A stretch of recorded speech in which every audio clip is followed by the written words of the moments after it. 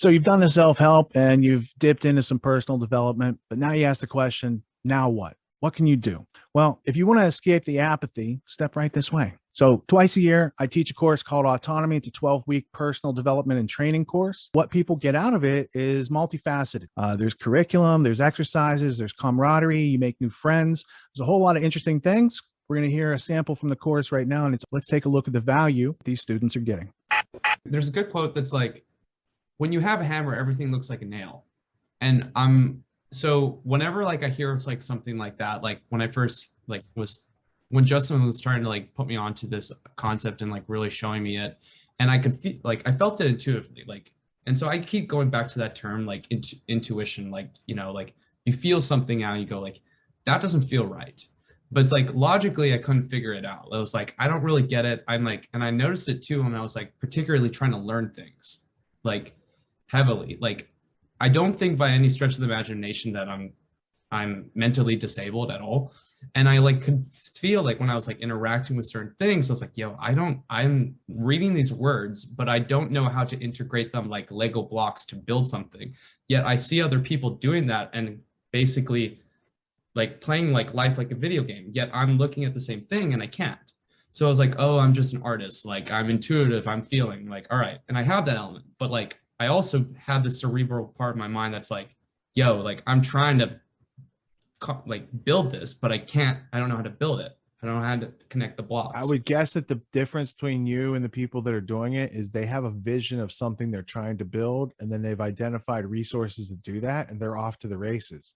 And you're like, okay, it's like if kids are playing Minecraft, like all the options can be overwhelming if you don't have a vision and something you want to build. But then you're like, oh, I want to put this here. Has someone invented a thing to do this? Oh, look at that. We could put lava around here, or whatever the invention might be, right? So you're at a good starting point. I don't think you're mentally disabled in any way, shape, or form thus far.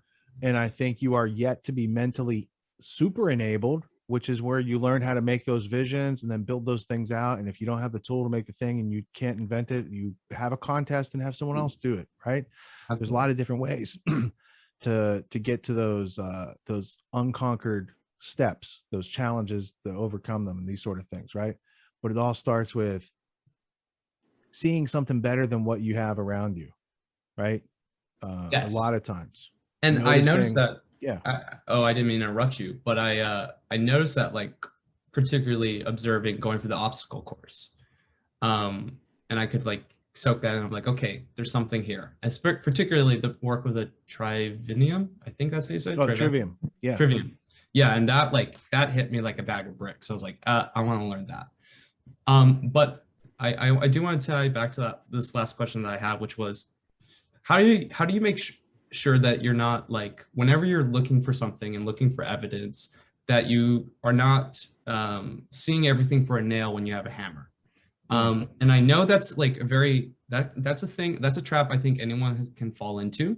And I do know that with like, I have met people in the past who have gone off, they've kind of, their heads in the clouds when it comes to like grand schemes about reality and things like that, whatever way you want to understand that.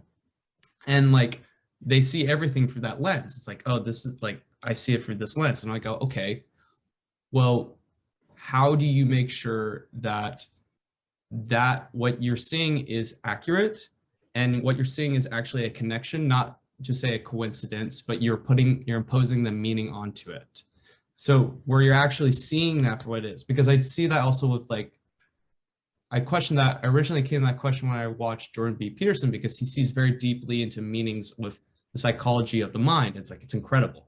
But a good question came to my mind is like, how do you know you're not just seeing into it too much? So I mean, at this point, like from what I'm reading and research, like with everything with this, I mean, there's no doubt about it in my head, but to what extent does that go? I want to kind of like just make sure that I'm being accurate in my stepping, and I'm not just like kind of just having a hammer to fit everything, like, oh, that's going, when I go, I know that's going and I know that's XYZ or it's related to that. But all right, so you want to have at least like let's get 2 or 3 perspectives on this, right? You don't look at something from one side. Like even an engineering drawing is going to show you a side, a top, and a front perspective, right? And from that, you could 3D model it, for instance. So you want to get other perspectives. Sometimes you do that manually. Sometimes you do that from other people that you trust. Sometimes you do that from reference sources. And that's going to be the first part. The next part is you familiarize yourself with confirmation bias, apophenia, and what's the other one? Parallelia or something that has a funny name. But it's like recognizing patterns that are there, but attributing them to other things, and then seeing patterns where there are no patterns. There's a couple of those things, and those would be the outer boundaries, right? And now within those boundaries, we have a pattern. It connects to evidence, and there's multiple points of either subject area, evidence area, causality area, intersection of human beings, these sort of things. Those would be more meaningful. They're not patterns for the sake of patterns, or seeing pictures in the stars, or seeing patterns that aren't there, or having confirmation bias because you only watch one channel's perspective, right? So you can understand that these other limitations exist, account for them, and then go above and beyond what everyone else is doing and calling like the level of, like, for instance, journalism these days, right? There's like a level of journalism that says this piece of evidence doesn't exist, and 2 years later it suddenly exists, and it's like presto changeo, it's now a real thing. The absence of intellectual definition of patterns that existed, evidence that was causal and substantial and relevant to the public talking points at that time, major decisions being made by people, those sort of things can be dismissed as things that don't exist because people don't know the difference. They don't know that they can check from other sources to see, and veracity can be manifested through the evidence and the chain of custody and the other things that come along to give you some certainty of a record of reality. So the nail on the head part, now let's address that. Not the nail on the head, but when you have a hammer, everything looks like a nail. Nails sticking up can cause legitimate problems. They can cause structures to fail. They can cause your customers to trip on the steps and all sorts of things. So if there's a nail sticking up and you happen to have a hammer, it is a useful service for people who want those things nailed in, for you to batten it down, boom, fixed up, right? That's a service. Now, how do you make sure that you're not just going around pounding on stuff because you have a hammer and it's poundable, right? You're pounding on the wood, you're making dents in the wood, pounding on the glass, you're breaking the glass. Like, you got a hammer and everything's a nail. Well, you're being destructive. Does the owner of the shop appreciate these things, or is he calling the cops? So now it comes in, you don't have just a hammer, you got all the tools. You got a saw, you got a level, you got a screwdriver, you got a drill, or you can have a brace. Ooh, crank it around with your hand like that, the bit and brace like they used to have. Now you're a carpenter. Now you're a fix-it man. Now you're someone who can maintain real estate for somebody's empire and make sure that all that stuff keeps doing what it's doing. And the difference is the carpenter has a variety of tools because he encounters a variety of problems and has to have these solutions and know-how and skills and experience, right? The person who's has the hammer is really only useful to the carpenter who organizes that work, and you can go do this thing. And if they don't have that, then they hammer on stuff they're not supposed to do. And that's where trouble again happens.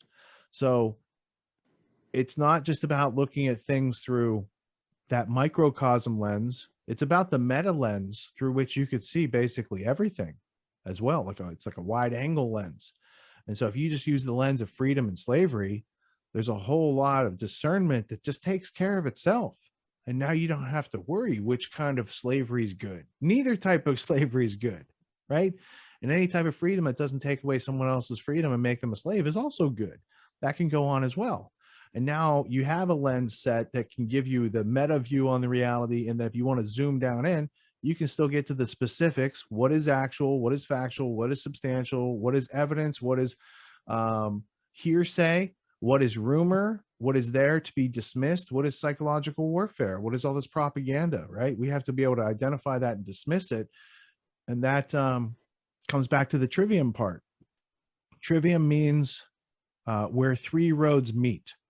So it would be like one road, two road, three roads. And in the middle, you would have truth. So you could have knowledge, understanding, and wisdom. And the truth is none of these, alone. It is the combination uniquely of those three elements, and that's what we would call that the trivium. You could do the same thing and replace truth with freedom and have intellectual self-defense, physical self-defense, and non-aggression. And even though none of those three things guarantees your freedom, practicing those three things pretty much does guarantee that you can attain, maintain, retain freedom. So these ingredient sets are the collision of three good points that on their own don't add up to more than themselves, but when put together, they do. Whether it's truth or freedom, using that where three roads meet metaphor. Now, did that answer your question comprehensively? Yeah, I appreciate it. You're very welcome, and I appreciate you asking a good question and paying attention. You're all good now. Having the freedom to be in control of my time and my workload has always been really important to me. So I took Autonomy and I got some high value skills that'll let me work anywhere at any time. I got the skills that'll let me overcome the problems and challenges that come up in my day-to-day life. And I overcame my fear and my self-doubt, so I'm not procrastinating anymore. You can take your scarcity mindset and switch it out for an abundance mindset at getautonomy.info. Check it out today.